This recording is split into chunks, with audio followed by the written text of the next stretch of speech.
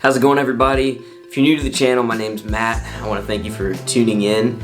I got a lot of feedback, and it was all encouraging feedback from the last video I did about leading worship from electric guitar. So I wanted to do a follow-up video to that. In that video, we talked about kind of different tactics overall and generally that can help you if you're trying to lead vocally while you're playing rhythm electric. And today I want to dive into one specific topic about that I think holds a lot of weight and a lot of value and keeps things interesting when you're trying to lead electric. And that is chord voicings.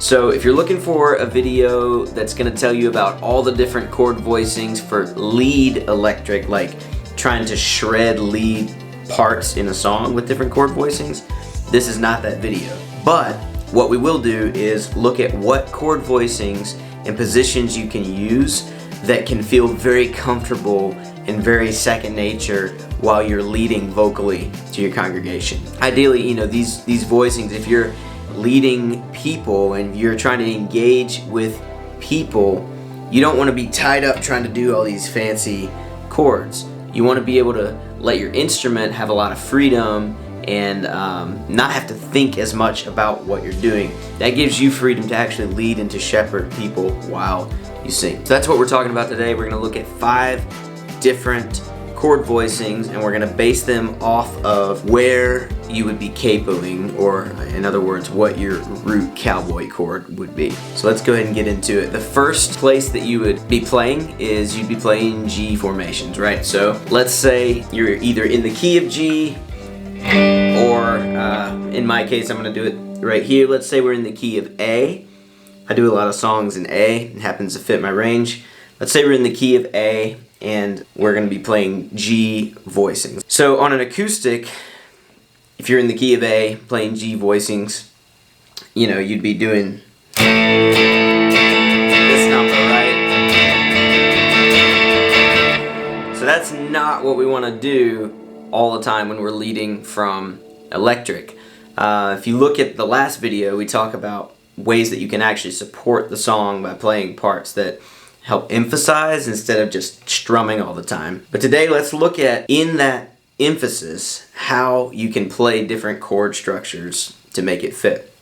So we'll start with the cowboy chord. If you're in the key of A or the key of G, let's think in G since we're capoed to G. You have your G chord, which is your root chord, or if you're familiar with the Nashville system, your number 1 chord of the song. So that's your 1. And then you have your C, so that's your 4, or your 4th chord if you're in the Nashville system. You have a D in that key, that's your 5 chord. Typically you'll have an E minor, that's your 6 minor, and then a lot of songs will throw in a 2 minor or an A minor. So that's it. You have 1, 4, 5, 6 minor, 2 minor, G, C, D, E minor, A minor. Now you can get by in some sections playing those exact cowboy chords. There's certain parts of songs where you need emphasis, where you're just, the Lord our God is ever faithful, never changing, right? It's just big kind of emphasis power chords. There's a time and a place for that. I would encourage you, if you're doing that, to think about your voicings even in that being unique. So instead of playing just your standard G,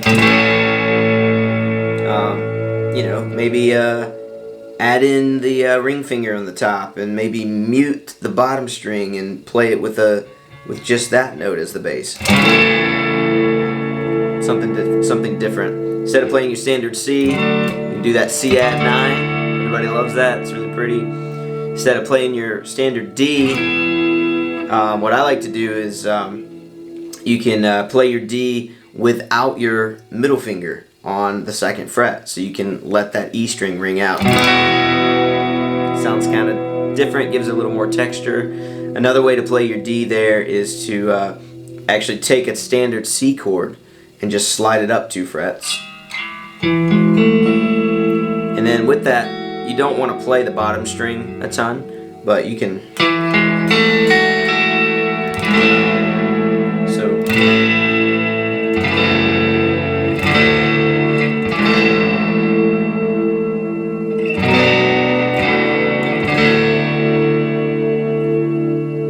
Change up those cowboy chords, make it interesting.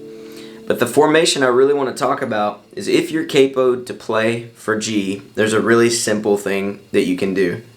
You can play in a D formation and you let the G string ring out the entire time. So this is what it looks like. If you take your G chord, we're capoed here, so you can see what it would be like in a capo situation, but take your G chord and take your ring finger and slide it up 1, 2, 3, 4, 5 frets. That gets you to your D chord for a G formation. So if you kind of take your regular D, slide it up 5 frets, you're playing a G. Now what you can do here is you can ring out the G string. So you lift up your pointer finger, ring out the G string, and you're going to want to avoid playing the lower strings when you do this. And this will actually help because it'll help you cut through the mix as well. So avoid playing the lower strings, and it kind of looks like this. You let the G string ring out, and you play the top 2. You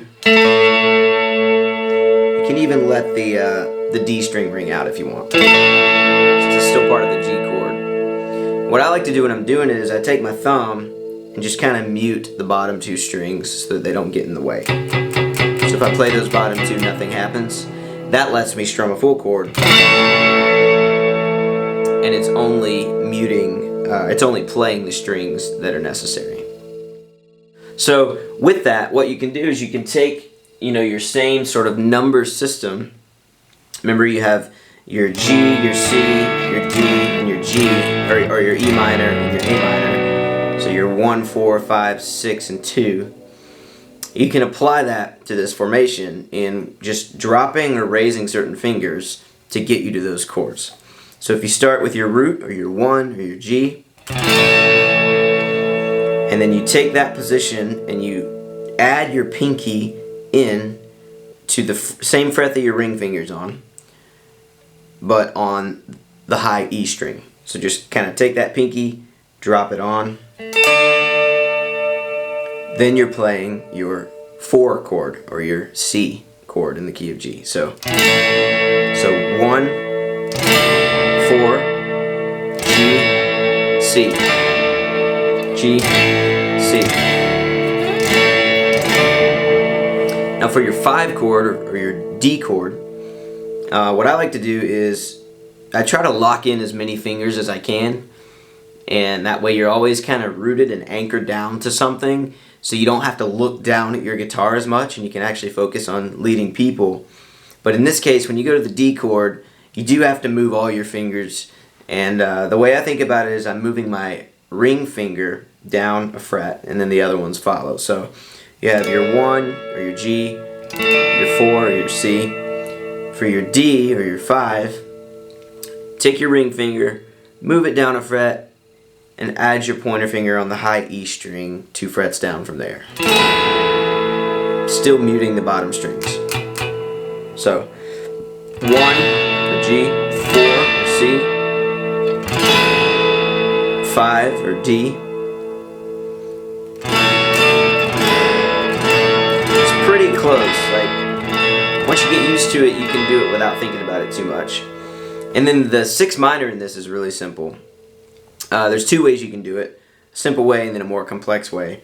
But for the 6 minor, you can literally play the same thing that you would play for your G chord. And it works. Because all those chords fit in the 6 minor chord in that key, or in the E minor. The key with that is just like, if you have a good band behind you, and they're playing that root note of the chord, that E, then that'll help support the whole chord overall. If you think about your whole band together, you're creating a chord. You're just covering the high end, and then the low end can cover the part that actually makes it minor. The other way you can do it is you can take your same thing here and just drop your pinky down onto your G string and just a fret up from your ring finger. So you have 1, 4, G, C, 5, D, and then you have 6 minor or E minor. There's not a great way to do your A minor here, or your 2 minor. So what I like to do is actually just pretend like you're doing an A minor bar chord, but without the bar. So if you took just a regular old A minor, in this case it's B because we're capoed, but take that bar chord. If you want to just think about it in terms of locking in, you take where you started from, and you take your ring finger and you go down 3 frets, and you can just bar those top 3 strings. So that's what I would do. You have your 1, your 4, your 5, your 6, your 2. For thinking in letters, you have G, C, D, E minor, A minor. So that plays out like, you know, when you hit a chorus, big chorus, you know, you may be here in the verses or kind of doing some double note stuff. But then when the chorus hits, the Lord our God is ever faithful, never changing. Right?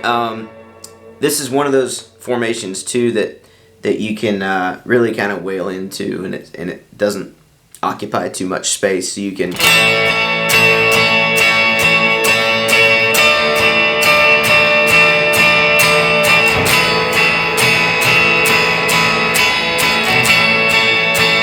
as long as you're keeping those bottom strings out of the way. Like the last thing you want is, you don't want that all in the mix. Just focusing on those top sort of cutting through strings. If you really want to cut through, if it's a really big part, I always switch to the bridge pickup, and that just bites stronger. So,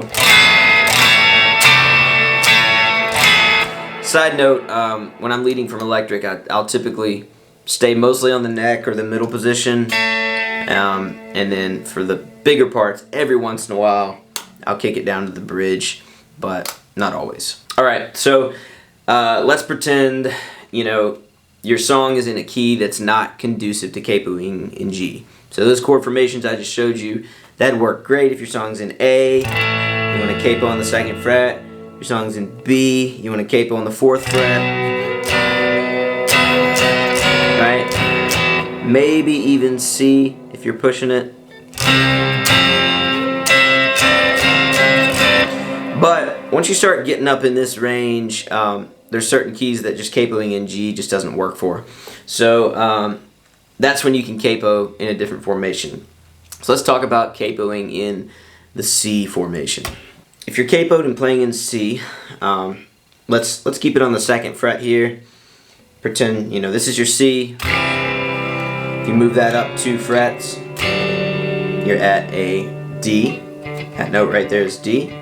So let's say we're playing in the key of D, capoed on the 2nd fret, so we're playing like we're playing in C. For your cowboy chords, you have your kind of standard C there, you have your F, or if you want to do a variant, what I like to do is just take your C, drop the pinky down onto the D string at the same fret as your ring finger, so kind of real flowy, sustaining F. So C, F, or if you're thinking in numbers, 1, 4, and you have your 5, or if you're in the key of C, it's a G, so it's your 5 chord. Your 6 minor chord here is an A minor, and then your 2 minor in this key is a D minor. So you got 1, 4. Another way to play the G is just take your regular C chord and drop your middle finger. very, very sustainy. It doesn't always work, but 1, 4, 5, or 5, and then 6 minor, 2 minor, C, F, G, A minor, D minor. So you can lock in with cowboy chords, you know, in big emphasizing parts, but in parts where you want to get out of the way more, or even cut through the mix more and just focus on a couple strings, the easiest way to do it for me is think about it in A formations. And no matter where you're capoed, you take your C chord, your root chord, and you take the root note of that, so in this case your ring finger is on there, and move up 2 frets. And instead of playing that right there, you take that fret that you just moved to and play an A shape bar chord right there. So it'd be like you're playing an A down here, you're just taking that A and moving it up. So, and I like to do it like this, barred, because it gives me freedom to go back and forth, as you'll see in a minute. So in this formation, you're still in your key there, and what you can do is you have your root chord or your C. To get to your 4 chord or your F, you simply take your middle finger and you drop it down on 1 fret up on the B string. So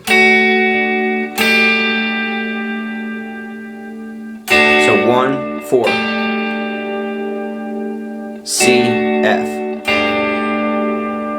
It's important with these that you want to focus on just playing those 3 strings in the middle. As soon as you add that top string, it sounds weird. So I kind of do it to where my finger is kind of muting the top string. Does that make sense? Kind of hard to achieve, but you can do it with practice. Yeah, so you have 1, 4, or C, F. Your 6 minor is pretty simple. You simply just keep that bar where it's at, take your ring finger, and drop it 2 frets up on the D string. So you got 1, 4, 6 minor, C, F, A minor. If you think about it, it's just an A minor bar chord. And then the 5, or the G in this key, would be the same thing as the minor. You just take your ring finger and move it up a string. So, and it's a more sustainy kind of D, but it works well if you emphasize that note.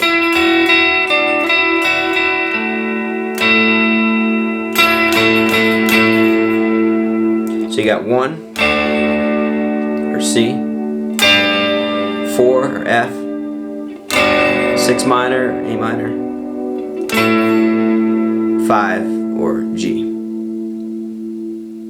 There's not a great way in this to do a good 2 minor. Your D minor bar chord is right here. You can do that, or you can just do it like this. And I know you're not locked in at that point, but so 1, 4, 5, 6 minor, 2 minor, and you're just mimicking a bar chord there. So that's the only one that gets wonky, but typically with that one, you can hang out there, not think about it, you know.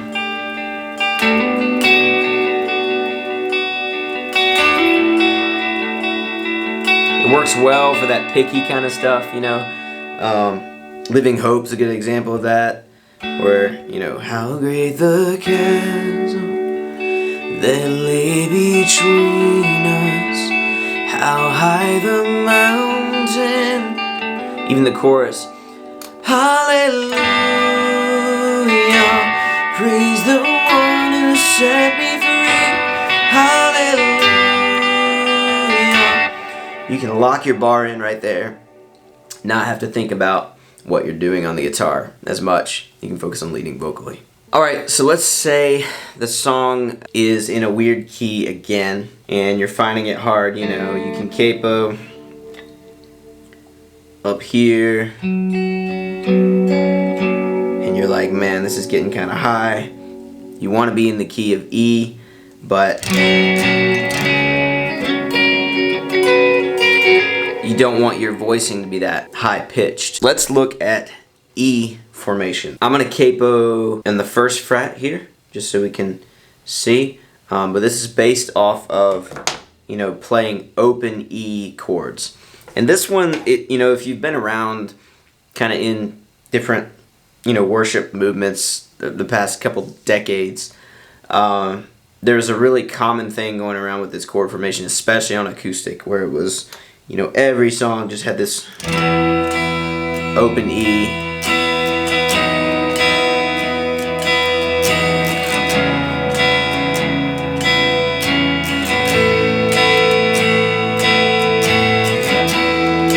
So, yeah, yawn, right? That's what everybody did for a while. But there's a couple ways to make that kind of interesting. So I'll show you that today. Let's pretend you're in the key of F. So in that case, we just capo in the first fret. And then you're right here. You can start with, you know, your basic chords, which in this case, you're not going to do much basic cowboy chords in this formation, but you know, you could. So you have your E, or your 1, your root. You have your A, or your 4. A better way to play it is actually just to not play your ring finger there. So you can take that and just take your 2 fingers and just move them down a string. It's a more flowy kind of A. You have your 5 chord, or in this case your B chord.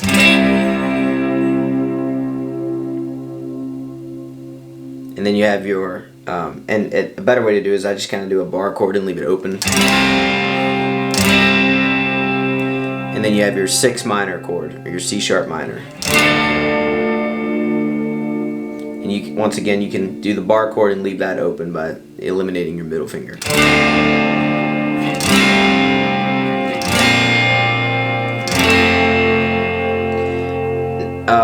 So 1, 4, 5, 6 minor, and your 2 minor would be your F sharp minor. An easier way to do it is just bar, just those top 3 strings on the 2nd fret. So 1, 4, 5, 6, 2. If you want to play more open, you come up here to your octave fret, if that makes sense. So you take your root string, your E, and in this case your F, your E, and you find the octave, which is typically 1, 2, it's actually not typically, it's always 1, 2, 3, 4, 5, 6, 7 frets up. So the octave on the A string is 7 frets up from your low E. And then from that you build your 1, 5, 1 bar chord out of it. So here's the variations in that. Here's your 1 chord right here. What you just heard me playing, the kind of cheesy, but I'm going to show you how to do it without sliding around. So you start with your root, you got your 1, and then here's the easiest way to think about it is if you remember when you're learning bar chords. Take your B bar chord, and instead of barring it, you just play your pointer finger on the low string and you let the other one sustain. So, because you're in the key of E, or if you're capo F or whatever, you're in a formation of E, so those bottom strings can ring out and it's going to still serve the key. So you got 1, 5. This one's a little tricky. Actually, we'll go to 4 first. So here's your 4. You just slide that same formation 2 frets down. So you got 1 or E, 5 or B, 4 or A. And here's your 6 minor. If you take your, where your B was, and slide that 2 frets up, instead of playing your middle finger, you just lift it slightly to where it's just touching the string, and you're muting it. And that's your 6 minor. So you have E1, B5, C sharp minor, 6 minor, muting the middle finger, and then your 4 or your A down here. The best way to do the 2 minors, start with your E, slide that formation 2 frets up, and add your middle finger in to that bar chord. You're still letting it ring, but it's the same as doing this bar chord right here. Right? You're just, instead of barring, you're just playing that note with your pointer finger. So, again, 1, 5, or B,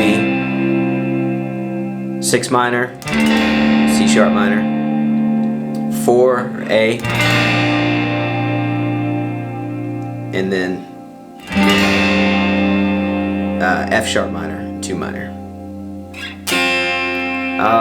This can work well. I do this a lot with like the song Man of Sorrows, because it already has that kind of octave run, you know.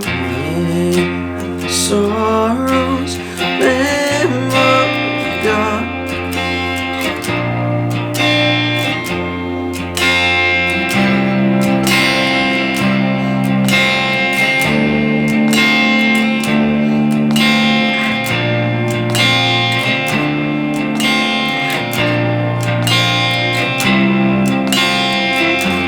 So that formation in particular has a particular time and a place, and it doesn't always work in every time and every place. So just be mindful of that one.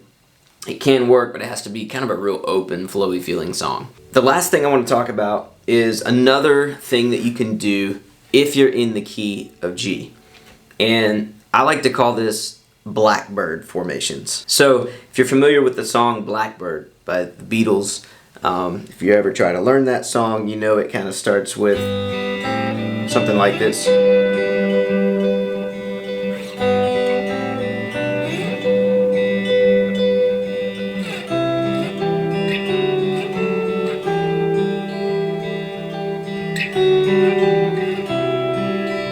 Right? Iconic song, really cool. I like to use that formation a lot in worship, especially if you're in the key of G. It just really works well. I'm gonna capo here on the 2nd fret so you can just see it in a different setting. But basically, you're taking your G chord and you're just kind of moving it around to get to the 5 and the 6 and the 4. So if you start with your G and you eliminate your pointer finger and your pinky, you're left with just these 2 fingers. And if you just play those, the easiest way to do this is to finger pick. So you can put your pick down for a second, play those chords, or those strings, just separately, individually. Then what you can do is you can take that sort of duo and you can slide it around. So pretend like you're playing your C. Instead of playing the full C, take off your pinky and your pointer, and then you want to slide your ring finger up 2 frets and put your pointer finger back on that C root. So you have.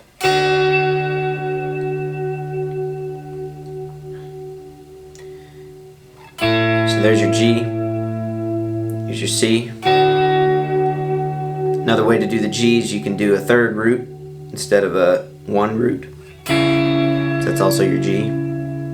It's easier to slide down to that. So G, C,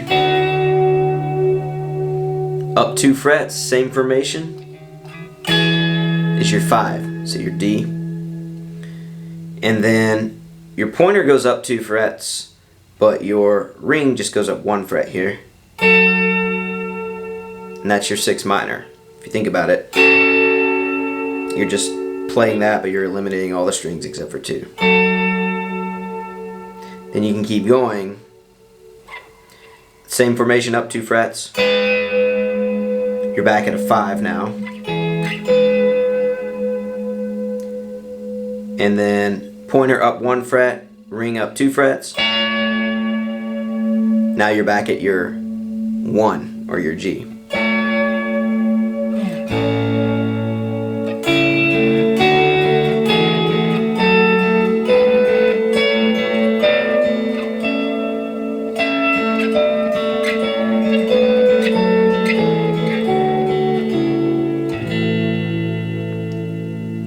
The key with that too is you can let that G string ring out. So you have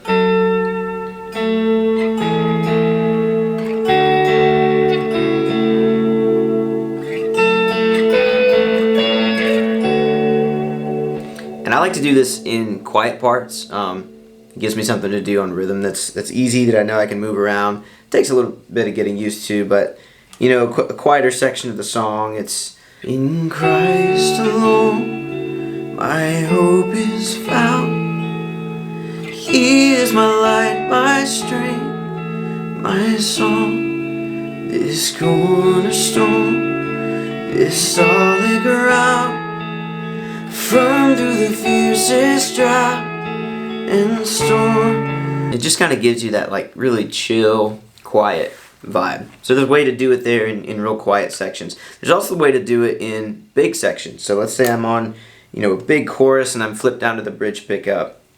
Instead of just doing, you know, instead of cowboying it up, you can really cut through the mix with those chords. You just have to mute all your other strings. So we'll start with our 1. The way I like to mute it is my pinky's not doing anything. My pointer is doing all the muting, and so it kind of bar mutes all the strings under here. I don't know if you can see that, but what you get is, so this string, this string, this string, and this string are all muted. That pointer is touching the bottom string. Same thing, so you have your 1, your 4, or your C, 5 or your D, your 6 minor, your E.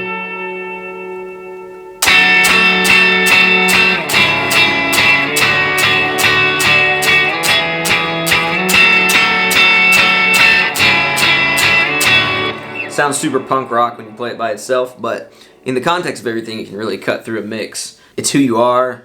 Vertical worship kind of uses these formations.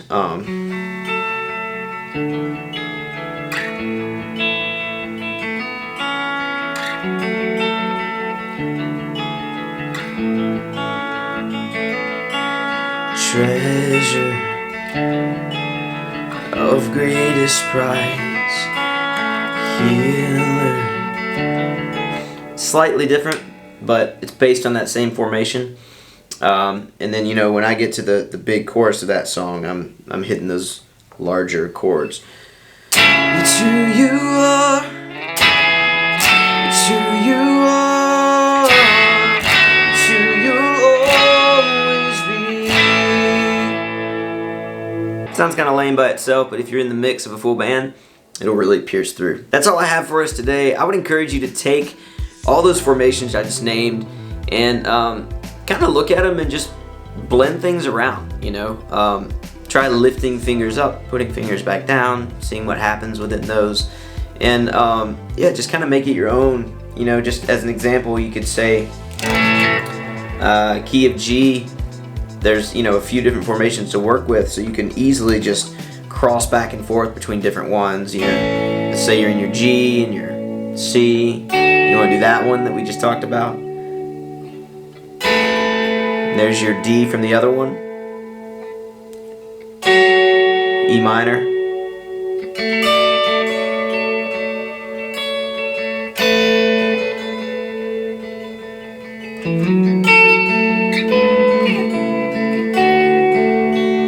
Cowboy chords.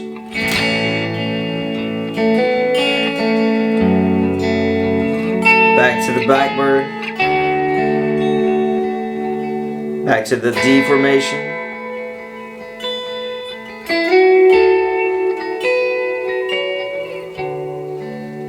You can can kind of noodle around in multiple of those formations and cross over and blend them. I would encourage you to do that, to experiment with it and see what happens. I hope this was helpful to you guys. I know the first video about leading from electric guitar seemed to be really helpful for a lot of you. Thank you for the comments and the feedback on that. Let me know what you think about this one with the chord formations. If there's any other videos of this nature that you'd like to see that you think would help you in your worship leading, whether from electric or acoustic. I want to do one on keys here pretty soon, and maybe one on bass as well. I know some people lead from bass. So let me know what you think. Let me know what you'd like to see, and I hope and pray that these are helpful to you and that you can lead your congregations well each and every week. Thanks for watching.